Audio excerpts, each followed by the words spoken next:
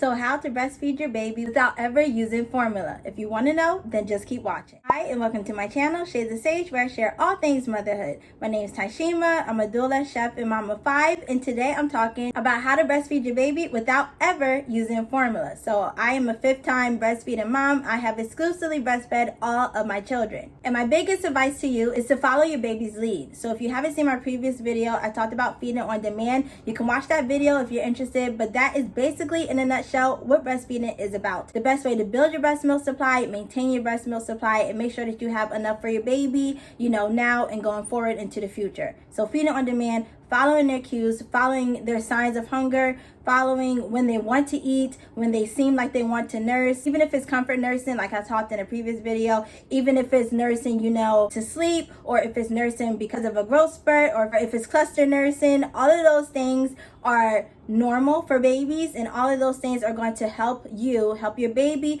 with your breast milk supply so that you never run out. Even when your cycle returns, some women, your cycle is delayed while you are breastfeeding. Lucky you if you are those women. I am not. But even when my cycle returns, postpartum, I do not have an issue with maintaining my supply because I live by the rule feeding on demand and allow my baby to eat whenever he or she wants throughout the day. Okay, next thing is, if you are a newly pregnant mom, or you plan on having children in the future, I highly recommend that you get some breastfeeding education while you are pregnant. So throughout the course of your pregnancy, during your pregnancy, wherever you can, there are usually community centers that do breastfeeding classes, WIC centers that do breastfeeding classes, the hospital that you may be delivering at may do breastfeeding classes for free, a whole bunch of places. When I was a first-time mom, I got breastfeeding free classes from from Babies R Us, which is now closed, and I really hate. But they had breastfeeding classes for pregnant moms, and I went, and it was just so wonderful because it gave you all of that information that obviously is all new to you. You have not used it before. It does not really apply to you until your baby is born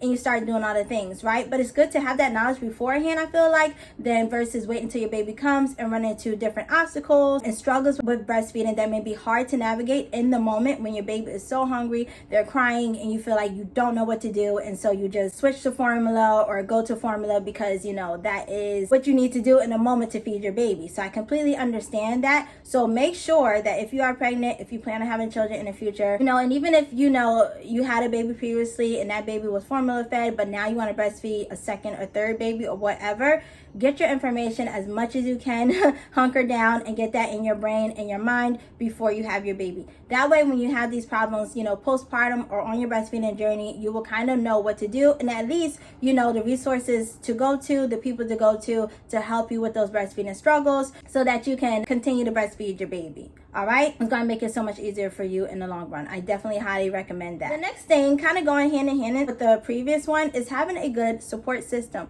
So I cannot overemphasize this enough, because even though I am a really strong-minded person, I'm a really determined person, I always plan to breastfeed my children before I even became a mom, before I was even age of, having children and things like that.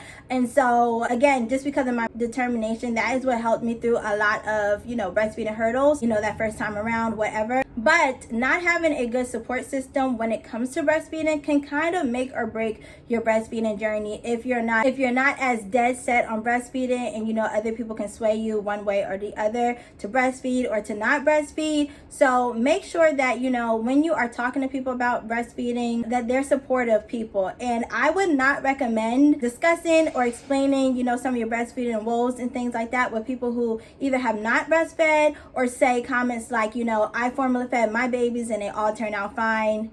Those are not helpful comments at all. So if you hear people say things like that, I recommend don't talk to them. Like, not don't talk to them at all, but don't talk to them about your breastfeeding struggles or your journey or your goals or your hopes or any of those kind of things. You really want to go to supportive people. If you do not have that, at home, I totally understand that can be the case as well. Try to immerse yourself in like breastfeeding groups. So like here on YouTube, there is a ton of people out here who talk about breastfeeding. I am one of them, of course. You can check out my breastfeeding playlist. I have a ton of videos about breastfeeding because it is a sincere passion of mine. Like, I want to get every mom possible that wants to breastfeed her baby to breastfeed her baby, successfully. That is my goal, right? Even Facebook. Facebook. Facebook has a lot of breastfeeding groups. I am a part of at least like 5 breastfeeding groups on there, and they even go by like nationality. So, you know, if you're a black woman, there are black breastfeeding groups on Facebook that I'm a part of. Regular breastfeeding groups like breastfeeding support, breastfeeding multiples, everything like that that you can literally find on here on social media. So if you don't have that in-home support, of course that is optimal. We would love for, you know, our partners to be supportive, our parents, you know, our other children, if we have older children, to be supportive, but that may not be the case for you. So definitely reach out and still connect with other people, other like-minded individuals, other like-minded moms like yourself who are, you know, on the breastfeeding journey, who currently are breastfeeding and may have, you know, the same kind of struggles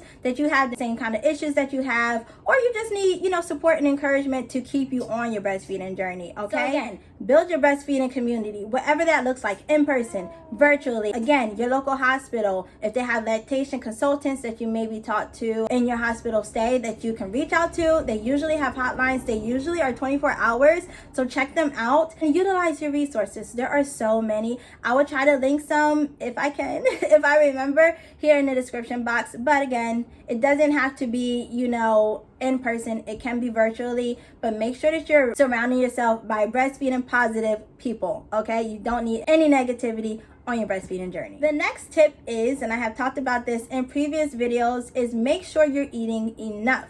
Breastfeeding, oh my gosh, is so strenuous. It's so hard on the body. So you go basically from pregnancy, you know, carrying a whole another body within your body to breastfeeding, right? And you're still sustaining that body. So you need a lot of calories. Actually, I don't even know if people really know this, but you need more calories breastfeeding than you did during your pregnancy. So just keep that in mind. And it's usually about like an extra 500 calories a day. And that can be a lot.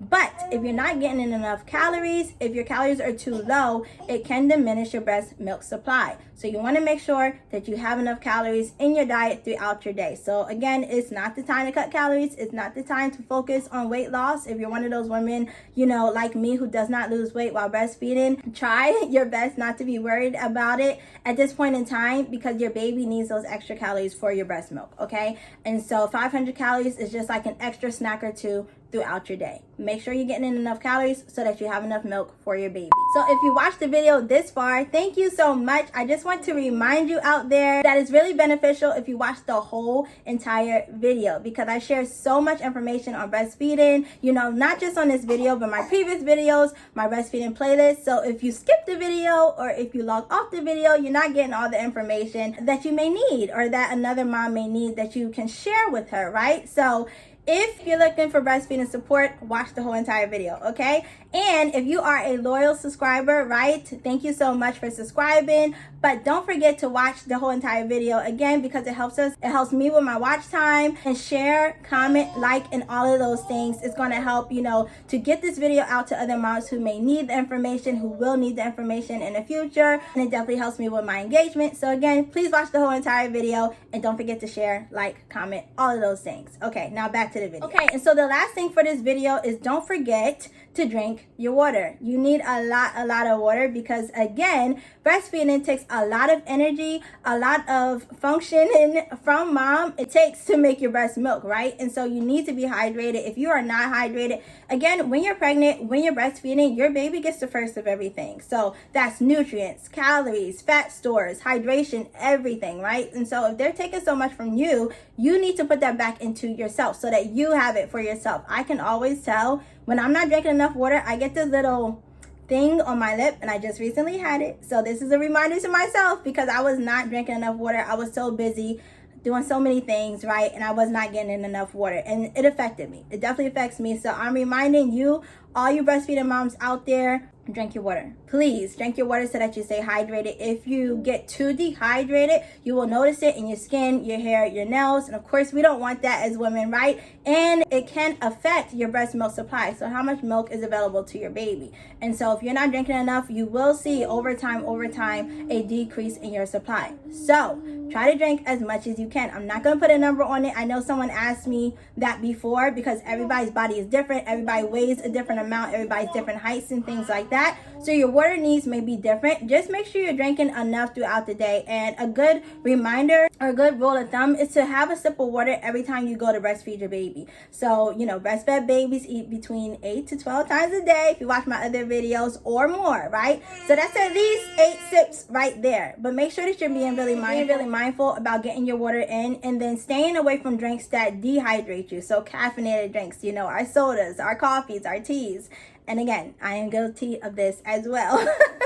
But I'm going to do better. I am trying to do better. So yes, drink your water, eat your food, get your support, breastfeed on demand, breastfeed your baby, and put your baby to breast as much as possible. Even if you are a pumping mom, try to put your baby to breast as much as possible, and emptying your breast out every 2 to 3 hours will help you hopefully on your breastfeeding journey. So that is all for this video today. I hope that it helps. Again, I have breastfed all 5 of my children without ever using formula, and I live by all the things that I'm saying in this video in my previous breastfeeding videos. And so this is firsthand information. It is tried and true, and hopefully it'll help you on your breastfeeding journey as well. Again, don't forget to share this video with other moms out there who you may think may need it if you're not, you know, in that season of life where you're breastfeeding and you're still watching this video. I appreciate it so much. Before I go, I want to remind you to check out my sister Tayana's channel. So her channel name is Tayana Hicks. She does so many things on that channel. She just got her master's degree in education in Spanish, and so I'm so proud of her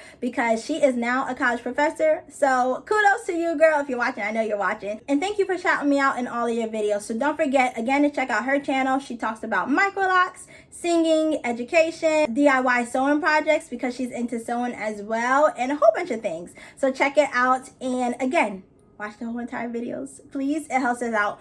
It helps us out so much. Okay, so today's emoji will be, is there a bumblebee? Is there a bumblebee? It will be a bumblebee. If there's not a bumblebee emoji, the second emoji will be the water emoji, to remind all of us breastfeeding moms out there to make sure we are drinking enough water, okay? I think that's the one I'm gonna go with. So thank you for watching again today. Remember to let your story be your power, and I'll see you in my next video. Bye.